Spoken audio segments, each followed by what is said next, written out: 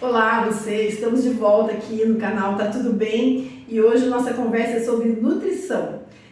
Tá aqui do meu lado a Jéssica, uma lindeza que sabe cuidar muito bem da nutrição e vai contar pra gente um pouco mais sobre esse tema tão abrangente e muito importante na saúde das pessoas, né? Então, Jéssica, conta pra gente primeiro como foi essa sua entrada na nutrição, como você escolheu e por que você escolheu ser uma nutricionista. Meu primeiro contato com a nutrição foi quando eu tinha 15 anos. Eu passei por um processo de reeducação alimentar e foi transformador para mim. Desde então me apaixonei por essa ciência da nutrição e aí quando eu fui prestar o vestibular eu já sabia o que eu queria fazer e depois fiz minha pós-graduação especializada na área clínica mesmo e hoje eu atuo no que eu amo. Então, Jéssica, é muito interessante. A gente acabou de sair do período aí de pandemia, né? Muita gente ficou presa em casa, né? E algumas pessoas tiveram questões com relação à nutrição, né? Então, eu gostaria de ter uma visão sua sobre esse processo das pessoas, como era o comportamento delas antes da pandemia com relação à nutrição, né? E durante a pandemia e depois da pandemia, porque aí a gente tem assim um termômetro, né? Sim, essa é uma boa pergunta. A gente percebe que durante a pandemia, teve uma grande movimentação das pessoas em relação à alimentação. Então, durante o lockdown, houve um grande aumento de obesidade, porque as pessoas estavam mais ansiosas, mais depressivas e paradas, né? Então, quem fazia atividade física, quem trabalhava, tinha aquela movimentação, de repente não tinha mais, ficava só em casa, entediado, preocupado e comendo. Então, tiveram alguns aspectos negativos, como esse, porém, por outro lado, a gente teve ganhos também. As pessoas, boa parte delas, se reconectou com o cozinhar. Então, por passar mais tempo em casa, por não ter restaurante, fast food funcionando o tempo inteiro, alguns resgataram receitas de família, se aproximaram do alimento em si, do comer em família, né? E também uma outra questão em relação à higienização dos alimentos. Então, todo aquele protocolo que a gente tinha de chegar no mercado, higienizar tudo, se manteve. Para muitas pessoas isso se manteve, então foi um dos ganhos aí com a pandemia, sem contar que depois da pandemia houve uma procura maior das pessoas por atividade física, por se alimentar melhor, alguns porque trouxeram sintomas aí do Covid, né, porque a gente sabe que ele teve algumas consequências de longo prazo e outros simplesmente porque ficaram tão felizes, né, de voltar para a sociedade que estão se cuidando mais. Ah, que interessante essa ótica, né? Realmente foi uma mudança de paradigma, né? Principalmente essa questão da higienização era uma coisa, né? A gente chegava no mercado, lavava o alimento, deixava, né, todo o processo, inclusive de limpeza e higiene das mãos, né? Eu acredito que muitas pessoas se beneficiaram com essa questão, né? Com certeza. Agora, uma coisa interessante, né? Ao longo da vida as pessoas sempre repensam e fazem uma avaliação. Então, hoje, se uma determinada pessoa ou várias pudessem voltar no tempo e para avaliar mesmo a nutrição, o que seria interessante que elas pudessem retomar, revisar e mudar no comportamento relacionado à alimentação? Sim. Essa é uma pergunta bem pessoal, mas que eu acredito que a resposta de muitas pessoas seria um pouquinho similar. Eu vou explicar o porquê. Bom, primeiramente, os nossos hábitos alimentares, eles são formados lá quando a gente é pequenininho, né? Então, o nosso próprio paladar, o quão acostumado ele vai ser com produtos hiperpalatáveis, que são aqueles que têm o sabor muito pronunciado, por exemplo, um refrigerante, um doce industrializado, que é bem concentrado. Quanto mais novo a gente é, e a gente se acostuma com esses alimentos, mais difícil é a gente se acostumar com o sabor natural de um alimento. Vou dar um exemplo. Para quem está acostumado a comer chocolate, o mamão não tem um gosto muito forte, né? Então parece sem graça. Um suco de limão perto de um refrigerante que tem bolhas, que causam várias sensações, não tem muita graça. Então eu acho que se muitas pessoas pudessem voltar ao passado, elas readaptariam esse paladar, né? Elas não teriam sucumbido ou sido introduzidas a comidas tão palatáveis tão cedo. Além disso, tem vários outros hábitos que a gente pega quando a gente é criança. Por exemplo, comer em frente à televisão, comer muito rápido, comer conversando, comer fora de horário. Então, todas essas construções da infância, elas têm o seu impacto na fase adulta. E tem como mudar? Tem, mas a gente tem que trazer para a consciência esses hábitos alimentares, que são eles que vão guiar as nossas escolhas muitas das vezes, né? O comer emocional também, tudo tá lá atrelado. Interessante. Inclusive, alguns sabores, né? A gente passa a conhecer depois de adulto, né? Muitas pessoas vivem em determinadas regiões e não conhecem algum tipo de alimento que vão conhecer em outra fase da vida, né? E por falar em questões de regiões, quando a gente trata da saúde coletiva e individual, a gente tem aspectos assim, bem específicos, né? Então, eu gostaria que você comentasse com relação à nutrição, né? Se existe um fator que pega mais a questão coletiva e por hábitos ou por questões econômicas e a saúde individual, né? Qual relação que tem a nutrição individual e a nutrição coletiva, né? Tem, assim, lugares que o prato típico é um prato super gorduroso, por exemplo. Queria que você comentasse um pouquinho. Sim. A saúde coletiva, ela é um reflexo, em grande escala, da saúde individual, né? Então, a gente pode ver muito claramente a discrepância que a gente tem de fatores socioeconômicos através da alimentação, né, de um povo. Então, além da cultura, tem também os fatores culturais, às vezes o que é produzido em determinada região, que é mais consumido lá, uma maneira de preparo, porque vai passando de geração em geração.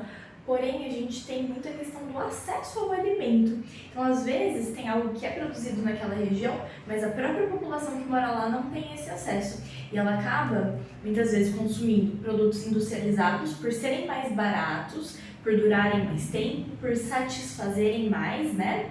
Se você levar um cacho de banana para as crianças em casa ou um pacote de bolacha, o que eles vão ficar mais felizes, né?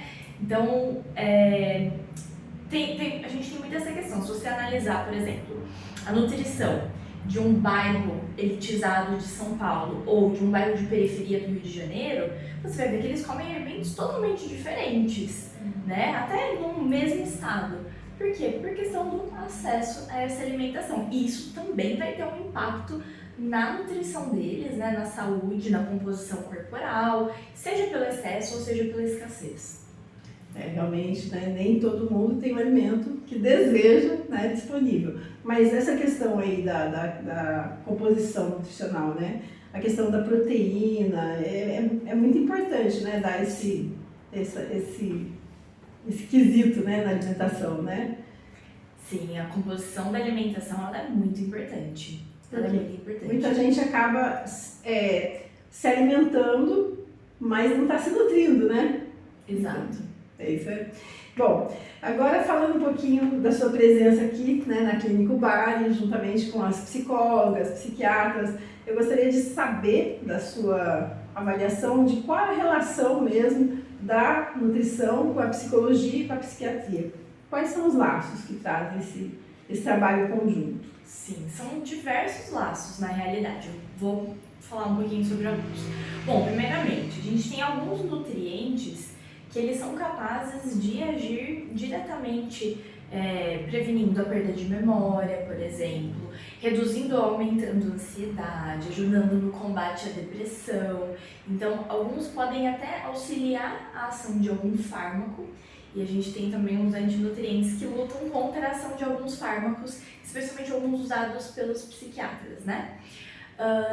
Além disso, a gente sabe que dentre a variedade de problemas psicológicos, muitos estão associados à baixa produção de neurotransmissores, ao desbalanço hormonal, alguns vindos de obesidade, alguns de alguns outros transtornos. Então, quando a nutrição consegue ajudar a controlar esse cenário, essa síndrome metabólica, a gente consegue também ter um grande ganho, né, no tratamento psicológico daquela pessoa. Então, essas seriam duas maneiras que elas atuam, auxiliando na psiquiatria, né, em relação aos nutrientes, né, auxiliarem nessas condições, e também regulando a parte hormonal e a produção de neurotransmissores.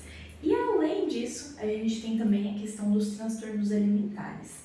Então, essa é uma questão delicada, que é sempre muitíssimo importante nesses casos, a gente ter o acompanhamento de um psicólogo e de um psiquiatra, junto com o nutricionista. Então, a importância dessa equipe multidisciplinar, por quê? Porque o nutricionista ele tem que estar muito atento para não dar mais gatilhos ainda para aquele paciente que já tem um transtorno alimentar, seja uma bulimia, uma anorexia nervosa, um comer transtornado, uma compulsão. Então, é um trabalho muito delicado que não pode ser feito por qualquer um. Tem que ter um bom embasamento, tem que ter uma equipe muito unida. E como que a pessoa percebe no dia a dia se a nutrição dela está realmente suprindo as necessidades do corpo ou se ela está em deficiência com alguma nutrição? Existe uma forma da pessoa fazer uma autoanálise e compreender que o corpo dela não está sendo nutrido adequadamente?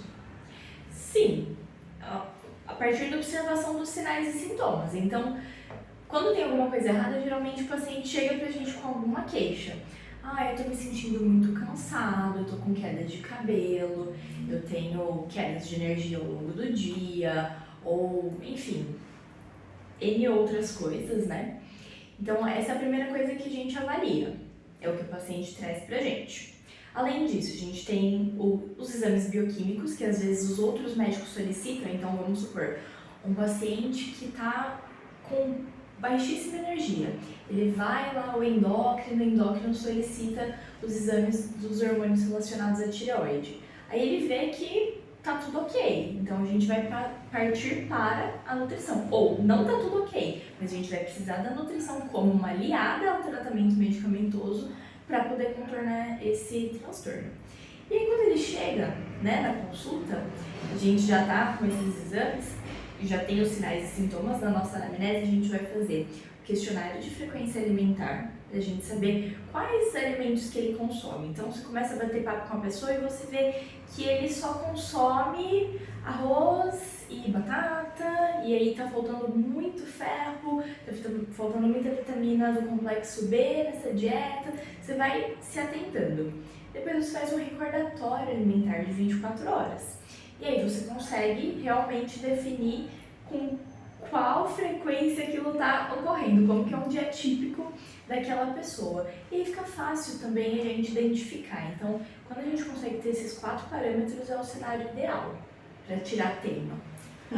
E deve ter gente resistente a esse tipo de questão. Como que um familiar, uma pessoa que convive com alguém que está muito magro, que é percebida alguma deficiência, como que é feito esse trabalho familiar também? Existe assim um acompanhamento da família quando alguém tem um problema de alimentação? Com certeza. É essencial que a família participe do processo. Ainda mais quando a pessoa reside junto com a família.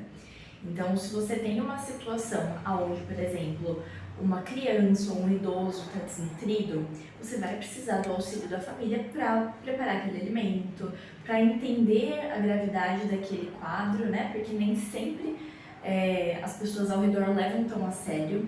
Isso vale tanto para deficiências nutricionais quanto para transtornos alimentares. Então, tem que ter uma conscientização. Às vezes, a família na consulta é importante, inclusive. Não precisa ser só criança, né? Não precisa ser só criança. Às vezes o parceiro de vida que tá lá, né, tentando ter um estilo de vida mais saudável. Mas aí tem algumas estratégias, né, que a gente usa também para tentar aproximar, estratégias de diálogo. Quando a gente tem também o apoio de um psicólogo em conjunto, isso se torna muito mais fácil. Mas quando não é possível, né, por alguma escolha do paciente, a gente consegue trabalhar em consultório também. Vai cercando ali a pessoa, né? Bom, com relação às alergias alimentares, hoje a gente percebe que existem muito mais pessoas intolerantes a leite, a vários alimentos, né? Isso é um sintoma do nosso tempo? Isso sempre existiu? Como que a pessoa lida com as alergias? Como ela percebe as alergias? Como ela lida? Gostaria que você contasse um pouquinho do que você sabe com relação a esse ponto, porque realmente a gente percebe que tem muita criança intolerância, né? E adultos também, né? Sim, com certeza. O número de alergias alimentares, ele tem sim subido, isso tem sido um alvo de estudos, ainda estamos rumando para mais estudos, né? Mas o que foi descoberto? Tem alguns fatores, né, para alergia. Um é predisposição genética, legal, mas isso não significa que porque seu pai ou sua mãe teve, você vai ter, mas você tem lá uma certa predisposição genética. Um outro seria o desmame precoce. Por quê? Porque através do leite da mãe passam as imunoglobulinas, que já são os anticorpos, né? E aí a gente vê cada vez mais, né, a amamentação não sendo realizada até os 2 anos de idade, então param antes, começam com fórmula, por N motivos que eu não tô aqui para julgar, né, porque cada caso é um caso. Mas esse seria um dos fatores também. Um outro fator é o meio ambiente, então a poluição. Ela é um dos grandes fatores sim, de alergia alimentar, não só de alergias respiratórias, tá? Os aditivos alimentares, então aquelas coisinhas que eles colocam nos produtos industrializados e que a gente come a vida inteira, elas também geram uma suscetibilidade maior a esse tipo de alergias. Então, não necessariamente o que você comeu vai dar alergia daquilo, mas vai reverberar em alguma outra coisa. E a gente tem também a microbiota intestinal, mas daí o porquê, né? Porque ocorre muitas vezes uma desbiose na microbiota intestinal por conta de medicação. Então, alguns medicamentos que a gente toma, especialmente para estômago, eles acabam desbalanceando as coisas lá. Então, é multifatorial. É interessante. As alergias alimentares. Porque muita gente não relaciona a questão ambiental, né? Como tudo está ligado, né?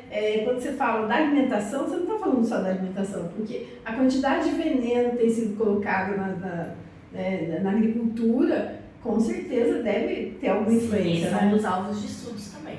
Porque inclusive tem efeito cruzado, né? Você, além da alimentação, você é exposto e vai tendo, né? Potencializando, né? É um caso muito sério mesmo e realmente importante, né, para a preservação da vida, né? Bom, dúvida. Com relação à informação, a gente tem muita informação, a gente está vivendo a era da informação, né? Então, assim, de que modo que a informação pode ajudar as pessoas a se nutrirem melhor, né?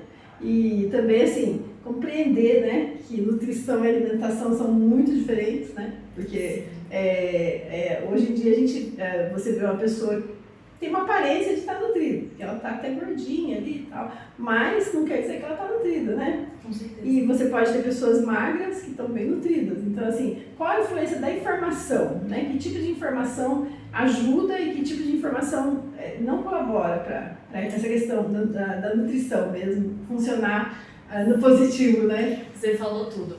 A gente tem a questão da informação e da desinformação, né? Que é um grande desserviço à sociedade.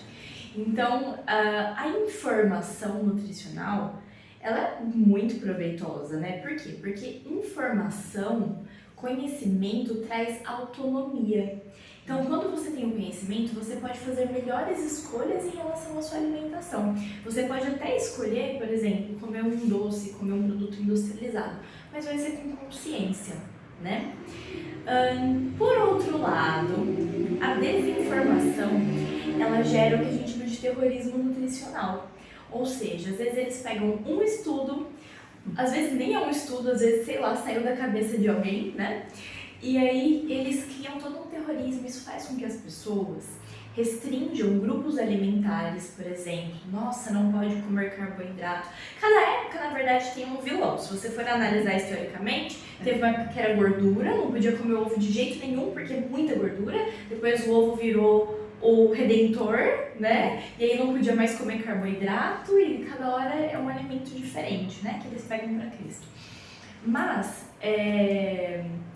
o que é importante? Saber filtrar a fonte dessa informação. Mais uma vez, a importância de nutricionistas, né? Se posicionando aí, trazendo informações de verdade, porque a gente compete muito espaço com pessoas que não são da área ou que têm interesses financeiros, né? De vendas e tudo mais, e que acabam conduzindo as pessoas para o caminho errado. E as pessoas, coitadas, elas não foram instruídas, então elas recebem essa informação, aplicam na vida E além disso, essa desinformação é um dos grandes fomentadores, mais uma vez, dos transtornos alimentares.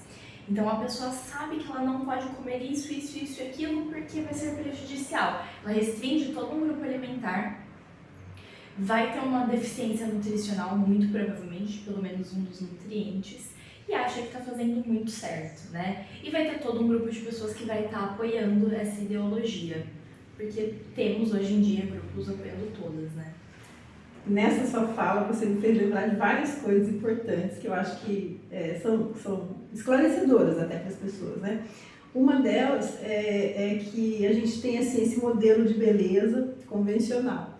E eu gostaria de saber, assim, da sua opinião com relação a esse estereótipo de beleza. O quanto ele influencia na saúde nutricional das pessoas e o quanto ele, né, não ajuda. Os padrões de beleza, eu diria que eles são um dos maiores motivos pelos quais as pessoas buscam os nutricionistas, né? Mas o que acontece? O padrão de beleza, ele muda, ele sempre mudou. Ele sempre teve total ligação com a alimentação. Então, se pegar lá, né, no começo,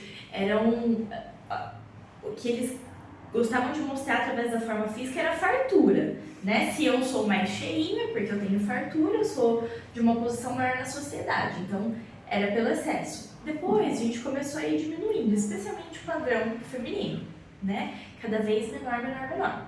Eu nasci nos anos 90, né? Bem no comecinho.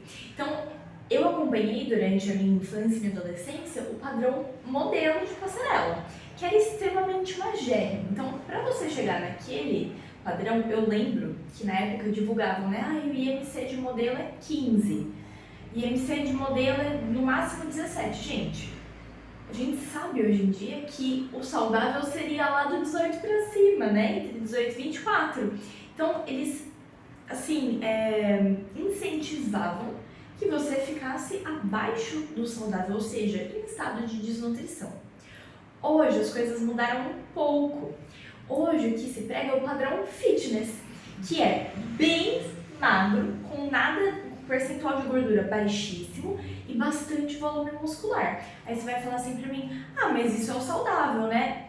Não exatamente. Por quê? Primeiro, para você chegar nesse padrão, você tem que fazer uma restrição alimentar muito grande. Então, não é só ir para academia e comer saudável. Você tem que ir, treinar muito pesado, com um grande volume de treino, uma grande frequência. Você tem que se alimentar com tudo calculado.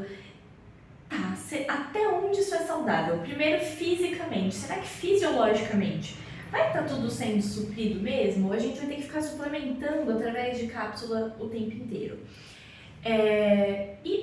Mas ainda psicologicamente, o caminho psicológico é o mesmo. De você se restringir para não comer nada para ficar modelo de passarela, e de você se restringir para não comer nada, ou comer muito, dependendo da fase, né? Para você poder ter um físico fitness. Então, vale muito questionamento. Eu não tô falando assim, quem é fitness não é saudável, né? Quem tem o corpo definido, quem tem o shape... Não. Muitas pessoas são saudáveis. É uma estética muito bonita, né? Muito agradável. Eu gostaria também de estar assim, trincadinha. Mas eu acho importante a gente sempre trazer essa questão de que isso vale a pena, contanto que não tenham custos para a sua saúde física e psicológica. Viver em restrição total alimentar, social, por conta de atingir um padrão de beleza, não é saudável, porque saúde é algo global. A gente não adianta ter a física sem ter a mental. Interessante, e hoje a aparência, né, conta muito, né, no trabalho, nas relações e realmente é muito fácil se perder nesse conjunto de muita informação, né, e muita gente vai pela propaganda, né, agora eu falei que 3 questões me vieram à mente, né, enquanto você falava. Uma segunda questão é a questão dos rótulos, né, falando de informação, né, porque ninguém entende nada que está escrito nos rótulos, né. Tem acidulante, emulsificante, é difícil, né? Como que a gente pode... Tem algum modo da gente compreender melhor esses aditivos todos que vêm? Porque eu me lembro que tinha um livro que eu li quando meus filhos eram pequenos, que falava sobre quais eram os corantes menos prejudiciais. Esse tipo de informação poderia ser ensinada na escola, por exemplo. A gente poderia ter uma melhor, porque é difícil para o cidadão comum pegar um rótulo e entender o que significa aquele rótulo. Pode estar escrito veneno ali e a pessoa não sabe o que é, né? Então fica difícil, né? É muito interessante. Tem um livro que se chama Em Defesa da Comida. E nele o autor, ele fala uma coisa muito interessante, que ele fala assim: se no rótulo tiver algum componente que você não consiga pronunciar, não coma. Se tiver alguma coisa lá que a sua avó ou sua bisavó não reconheceria como comida, não coma. E é muito real, por quê?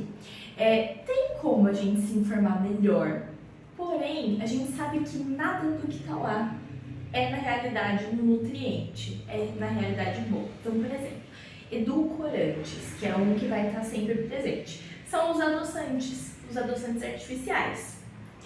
A gente tem os corantes deles, tem toda a sua classificação, né, numérica, corante caramelo, número tal, tal, tal.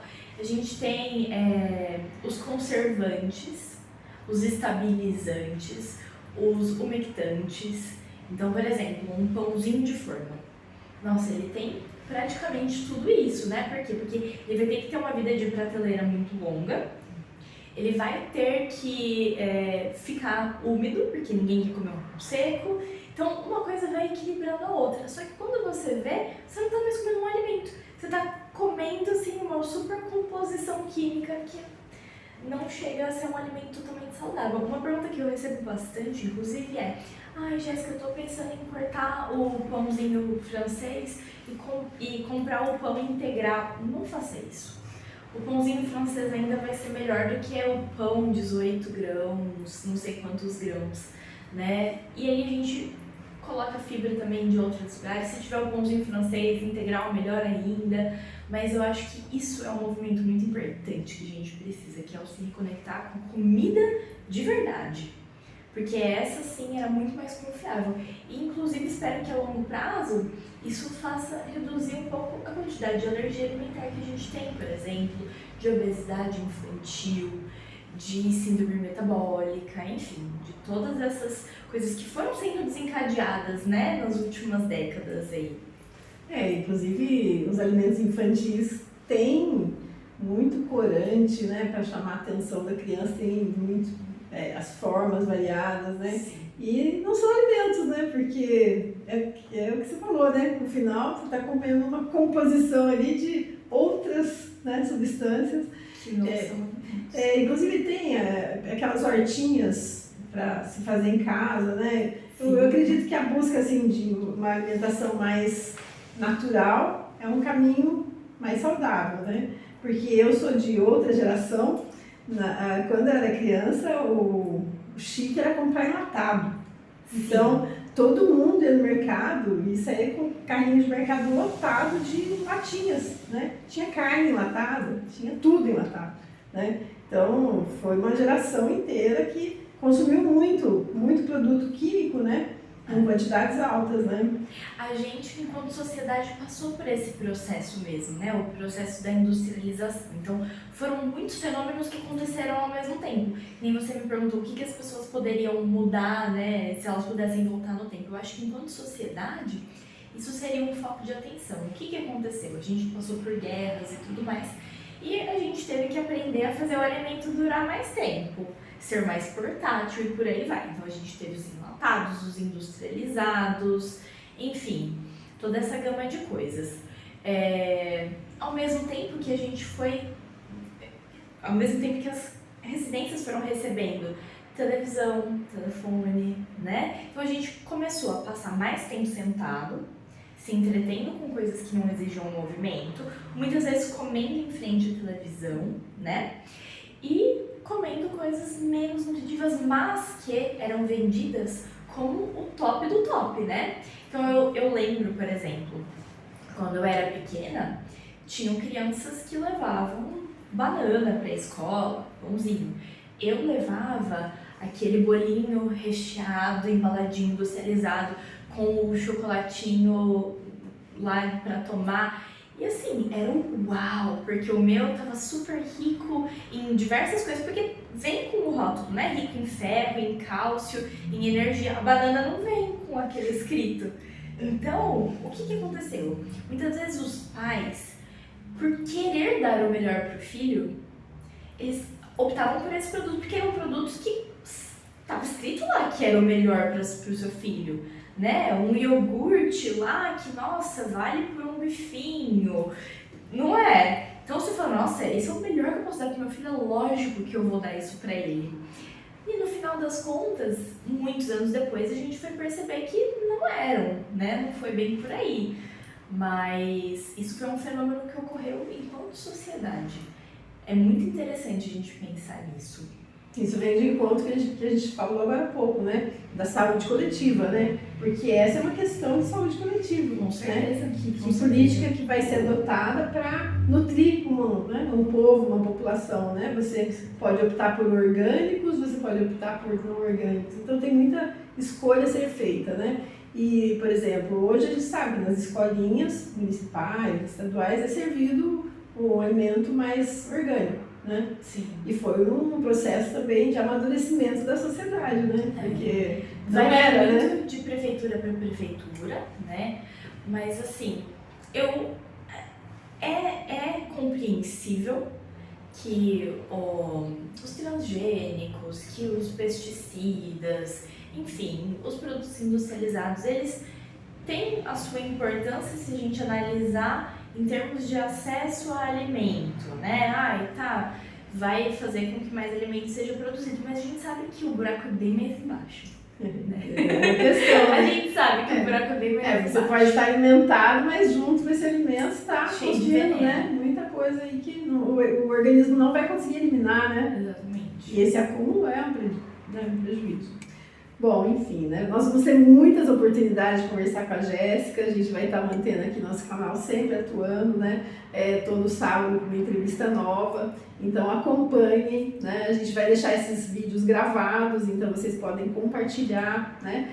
E agora vou passar para a Jéssica dar o último conselho para você que está aí acompanhando a entrevista, né? E que conselho, Jéssica, para as pessoas adotarem uma vida mais saudável, cuidarem da nutrição e também como e quando realmente procurar esse apoio, né, profissional de uma nutricionista. Vamos fechar aí com esse... Legal. Eu acho que, bom, primeiro de tudo é a gente compreender que somos seres humanos, então, apesar de trabalhar ser muito importante, apesar de nós termos várias frentes, várias obrigações, vários compromissos, a gente sempre precisa estar ligado com o nosso corpo, com a nossa saúde, prestando atenção nos sinais e sintomas. E quem puder, né, ter acesso a um nutricionista, para poder ter uma informação mais precisa, mais qualificada, eu garanto que assim não vai se arrepender, porque a gente tem muito a ensinar. Muitas vezes, até pequenas dicas que vão ajudar na economia doméstica, por exemplo, para você ter menos perda de alimentos, para você conseguir ter uma alimentação balanceada, focando no que é realmente necessário, enfim, ganhos estéticos, ganhos para a saúde, melhora da qualidade do sono, melhora da imunidade. Então, a gente ajustando a nossa alimentação, a gente consegue realmente transformar a nossa vida. E isso, às vezes, é o que falta para a gente ter energia para ir mudando as outras coisinhas ao redor também, que muitas vezes nos impedem de crescer. Bacana, Jéssica, a gente agradece a sua participação e principalmente pensar, gente, que a nutrição não precisa gastar rios de dinheiro para ser bem nutrido, né? A gente precisa cuidar da saúde como um todo, para a gente ter, né, qualidade de vida. E com certeza a questão da saúde, da alimentação estão completamente ligados, né, ao equilíbrio emocional, né, a sanidade mesmo, né, das pessoas, né. Então, por isso a gente está trazendo esse tema aqui na TV Tá Tudo Bem, né, e gostaríamos muito de saber sua opinião, ver seus comentários aí embaixo do vídeo, depois coloque aí sua opinião, se tiver perguntas, coloque. E nós vamos nos despedindo aqui, né, deixando até breve, né, que próximo sábado a gente vai estar aí com uma nova entrevista. E logo mais a Jéssica volta aqui para falar mais pra gente sobre nutrição. Um beijo para todo mundo, obrigada. Beijo, muito obrigada. E logo, logo vou estar aqui com vocês de novo, falando sobre outros temas. Se vocês tiverem sugestões de temas, também podem deixar aí nos comentários. Ah, sim, a gente vai se comunicar, com certeza. Muito obrigada.